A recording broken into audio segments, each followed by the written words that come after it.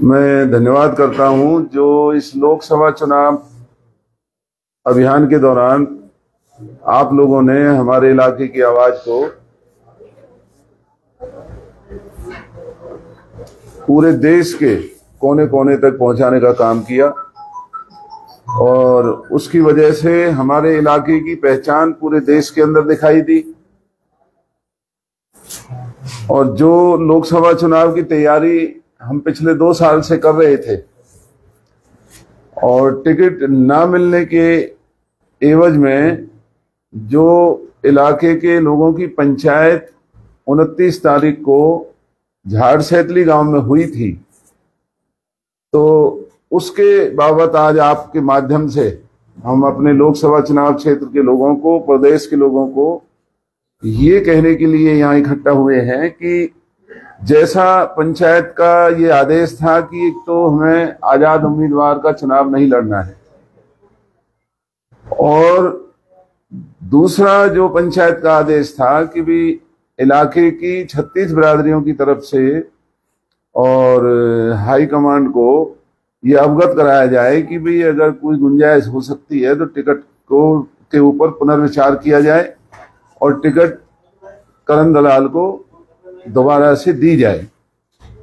तो ये बातें पिछले कई दिनों से चली हुई थी और हमारी पंचायत का निर्णय की जानकारी जो हाई कमांड तक गई, तो 29 तारीख से और कल तक यानी 2 तारीख तक हमने देखा कि वहां हालांकि हमारी किसी से मुलाकात नहीं हो सकी, लेकिन टेलीफोन के ऊपर ही इस बात का उनकी तरफ से एक जवाब था कि भाई इस हालात में टिकट को बदलना ठीक नहीं होगा। तो हमने और हमारे सभी साथियों ने फिर ये फैसला किया, क्योंकि जो पंचायत का आयोजन हुआ था, पंचायत के आयोजन से पहले भी जो मेरी एक जो दिक्कत थी या एक मेरे लिए एक बहुत बड़ी बात थी, वो ये थी कि लोकसभा चुनाव का अभियान जब मैंने शुरू किया तो उसमें ना केवल कांग्रेस बल्कि अन्य दलों के लोग भी उसमें मेरा समर्थन कर रहे थे। और मुझे बेहद खुशी है इस बात की कि कई तो भारतीय जनता पार्टी के जो बाकायदा कार्यकर्ता थे, पदाधिकारी थे, वो भी इस बात के लिए राजी थे कि अगर लोकसभा का चुनाव मैं लड़ूंगा तो वो मेरा साथ देंगे। तो पंचायत का एक तरीका होता है, पंचायत में राजनीतिक दलों से ऊपर उठ करके वहां पर बात की जाती। तो इसलिए हम सभी ने फिर ये मन बनाया कि भाई भरसक कोशिश करने के बाद भी अगर नुमाइंदगी नहीं मिलती है कांग्रेस पार्टी की और चुनाव लड़ने की मनाही हो चुकी है, तो अब हमें इसमें ज्यादा देर नहीं करना चाहिए, क्योंकि आज देश के सामने मोदी की सरकार को हटाने का देश की 36 बिरादरी के लोगों का एक बहुत बड़ा आह्वान है, लोगों की जरूरत है। और हमारे इलाके में कृष्णपाल को हराने का सभी 36 बिरादरी के लोगों का मन बना हुआ है।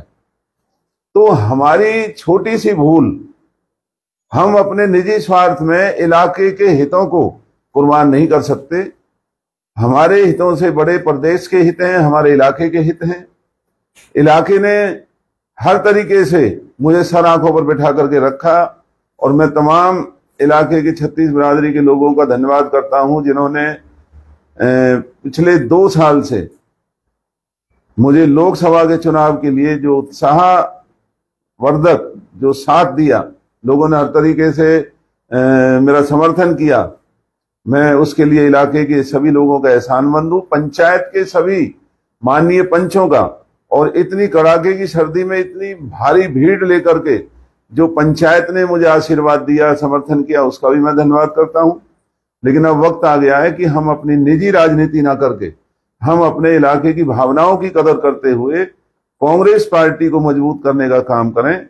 कांग्रेस मजबूत रहेगी तो प्रदेश के अंदर अभी बहुत अवसर हैं, आने वाले दिनों में विधानसभा के चुनाव हैं, जो हमारे इलाके के अधूरे सपने हैं, जो भ्रष्टाचार का बोलबाला है, जो विकास का कोई काम नहीं हो रहा है, हम अपने विधानसभा के चुनावों की तरफ पूरा ध्यान केंद्रित करेंगे। और उससे पहले जो अब लोकसभा का चुनाव है, बिना किसी मन में किसी तरह का दबाव रख के पूरा तन मन धन से हम चौधरी महेंद्र प्रताप जी का समर्थन करेंगे। सभी हमारे साथी कांग्रेस के कार्यकर्ता, जितने भी हमारे जो साथी हैं, हम सब मिलकर के ये कोशिश करेंगे कि इस लोकसभा के चुनाव में मोदी की सरकार इस देश से चलता होने का काम करे और कृष्णपाल को बहुत बड़े मार्जिन से फरीदाबाद लोकसभा से चुनाव हरा करके आने वाले समय में नेताओं को एक सबक देने का काम करेंगे, जिससे कि लोगों की उम्मीदों पर जिस तरह से मायूसी कृष्णपाल के बर्ताव से रही, वो मायूसी दोबारा पैदा ना हो सके। तो बिना किसी भेदभाव के और किसी तरह के कोई कसर ना छोड़ करके कांग्रेस पार्टी को मजबूती प्रदान करेंगे और प्रत्याशी महेंद्र प्रताप जी को जिताने में कोई कसर नहीं छोड़ेंगे। जैसे आप शांत हुए हैं तो आपके समर्थक आपके काफी साथ थे, आपने अपने समर्थकों को कैसे मैनेज करेंगे? अपने साथ थे आपके। ये जो आपने बहुत अच्छी बात कही है, मेरे समर्थक नहीं, समर्थकों की बात नहीं है। जो पंचायत थी उसमें विभिन्न पार्टियों के लोग थे। मिसाल के तौर पर श्री टेकचंद शर्मा जी, जो कि आज भी बीजेपी के अंदर हैं और भूतपूर्व विधायक हैं। चौधरी कहर सिंह रावत जी, वो भी भूतपूर्व विधायक हैं और भाजपा के आज भी पार्टी में बने हुए हैं। ऐसे और भी हजारों हमारे इलाके के बहुत बड़े बड़े जिन लोगों का समाज में असर है, अलग अलग बिरादरी के लोगों ने मेरा साथ दिया है। तो हम कांग्रेस पार्टी से ये कहेंगे कि कांग्रेस पार्टी उनको भी अपने साथ लगाने की कोशिश करे और हम भी, अगर कांग्रेस पार्टी उनको साथ लगाने के लिए कदम उठाती है तो हम भी उनको मनाने की कोशिश करेंगे कि जब एक लड़ाई में वो मेरे साथ थे, तो इस चुनाव में मोदी सरकार को हराने के लिए और कृष्णपाल को चुनाव हराने के लिए उन सभी हमारे साथियों को कांग्रेस में आकर के कांग्रेस की मदद करना चाहिए। महेंद्र प्रताप जी को जिताने के लिए जैसे मुझे ही समझ करके वो महेंद्र प्रताप को अपना प्रत्याशी माने और मोदी सरकार को इस देश से चलता करने में इस इलाके की मदद करें। कौन कौन से ऐसे पूर्व विधायक हैं जिनके आप संपर्क में, जिन्हें आप कांग्रेस में लाना चाहते हैं इस लड़ाई में? जैसे मैंने आपके सामने अभी भी नाम लिया है, फरीदाबाद के कई पूर्व पार्षद हैं। जैसे भाई अनिल शर्मा जी पूर्व पार्षद हैं, श्री ऋषिपाल जी पूर्व पार्षद हैं, श्री रोहित सिंगला पूर्व पार्षद हैं और वहाँ वीरपाल हमारे चंदीला हैं, वो पूर्व पार्षद हैं। ऐसे कई पूर्व पार्षद हमारे साथ इसमें लगे हुए थे। और जैसे मैंने आपको बताया, चौधरी कहर सिंह रावत और पंडित टेकचंद शर्मा, जिनका एक बहुत बड़ा कद है, जिनकी एक बहुत स्वच्छ छवि है, कांग्रेस को ऐसे अच्छे लोगों की जरूरत है। और जो पिछले दिनों हमने फरीदाबाद में कांग्रेस के उन नेताओं के खिलाफ जो लड़ाई लड़ी थी, जो बीजेपी से भी मिले हुए थे, अब उनको भी हम ये कहेंगे कि वो बीजेपी से अपना नाता तोड़ करके ऐसे बुरे समय में, जैसे हमने अपना सब कुछ त्याग करके, अपने निजी स्वार्थों को छोड़ करके पार्टी के हित में और अपने इलाके के 36 बिरादरी के लोगों की भावनाओं की कदर करते हुए, पंचायत के आदेश को मानते हुए, और हमने कांग्रेस को जो मजबूत करने का ये कार्यक्रम बनाया है, वही कार्यक्रम हम उन लोगों को भी अपने साथ लगाने की कोशिश करेंगे। लेकिन ये पार्टी के ऊपर निर्भर करता है, पार्टी को उनकी सेवाओं की जरूरत है या नहीं है। मैं उम्मीद करता हूं अगर पार्टी उनके दरवाजे तक जाएगी तो वो अवश्य मोदी सरकार को इस देश से हटाने में और भाई कृष्णपाल को हराने में अवश्य कांग्रेस का साथ देंगे। भाजपा है जो सबको पार्टी में शामिल करा रही थी, फिर कांग्रेस उनको देरी क्यों कर रही शामिल कराने? यही आपके सामने मैंने कहा है कि कांग्रेस को भी अब पहल करनी होगी। एक तो जो कांग्रेस के अंदर जो भीतर घात करने वाले लोग हैं उनको भी पहचान करनी होगी, और हमें और भी दलों के लोगों को अपनी पार्टी में शामिल करने की जरूरत है, जो अच्छे लोग हैं। तो पार्टी की इस पहल में हम पार्टी का साथ देंगे और उन लोगों तक लेकर के जाएंगे। उन लोगों से भी हम ये निवेदन करेंगे कि इलाके की भावनाओं को देखते हुए आज मोदी सरकार का देश से चल जाना तय हो चुका है, और कृष्णपाल का जो कई लाखों से जो जीत कृष्णपाल की हुई थी, लाखों की हार कृष्णपाल की इस लोकसभा के चुनाव में स्पष्ट तौर पर दिखाई दे रही है। दलाल साहब, आप पूरे जिले के नेता हो, फरीदाबाद तक के नेता हो, आपकी सब जगह पैक है, तो क्या आप पलवल विधानसभा में प्रचार करोगे या अन्य जगह पूरी तरह से प्रचार करोगे? ये जहां पार्टी हमसे कहेगी, मिसाल के तौर पर जहां जो नेताओं ने मेरे खिलाफ और ये लिख करके दिया था कि भाई ये पार्टी के अंदर कोई अच्छा काम नहीं कर सकते, और वो उन इलाकों के अपने आप में विधायक बने हुए हैं या बनना चाहते हैं, तो वहां मैं जरूर पार्टी को ये कहूंगा कि भाई अगर मेरी जरूरत नहीं है तो आप इनसे काम चलाएं। और अगर फिर भी पार्टी ये कहेगी कि नहीं आपने भी चलना है, तो उसे पार्टी के साथ बैठ करके बात करेंगे। हमें पार्टी के लिए काम करना है, हमें इन बातों से कोई गुरेज नहीं, लेकिन हम जबरदस्ती किसी इलाके में जाके अपने आप को वहां पर जबरन लोगों नेताओं के ऊपर थोपने का काम नहीं करेंगे। 5 तारीख को फांसी ग्रेड में सुभाष चौधरी पंचायत कर रहे हैं समर्थन देने के लिए महेंद्र प्रताप, आप जाएंगे क्या? नहीं, जो सुभाष चौधरी जी समर्थन देने जा रहे हैं या कल चौधरी हर्ष ने जो समर्थन दिया है, हम उनका चौधरी हर्ष का धन्यवाद करते हैं और सुभाष चौधरी जी का स्वागत करेंगे। बहुत अच्छी बात है, आज वक्त आ गया है जब हमने अपने सारे हितों को छोड़ करके पार्टी को मजबूत करने का फैसला कर लिया है। तो मैं तो कांग्रेस के ही अंदर हूं, जो दूसरे दलों में रहते हुए भी कांग्रेस को मजबूत करना चाहते हैं, हम दोनों हाथ बढ़ा करके उन्हें गले लगाएंगे, उनका सम्मान करेंगे, उनका समर्थन करेंगे। स्वागत कर रहे हैं, जाइए सही होगा, मेरा सवाल है। नहीं, जाना और उसमें थोड़ा फर्क होता है, क्योंकि अभी वो हमारी पार्टी में नहीं है। अब आज भी मैं जो अकेला यहाँ आया हूं, मैं इसलिए ही आया हूं क्योंकि मेरे साथ दूसरे दलों के लोग भी थे, और आज का ये फैसला जो मैं सुना रहा हूं ये पंचायत की रूह से सुना रहा हूं, क्योंकि उसमें अन्य दलों के लोग थे, इलाके के बहुत बड़े बड़े पंच थे, सरदार थे। ये भावना कांग्रेस की नहीं, पंचायत की थी।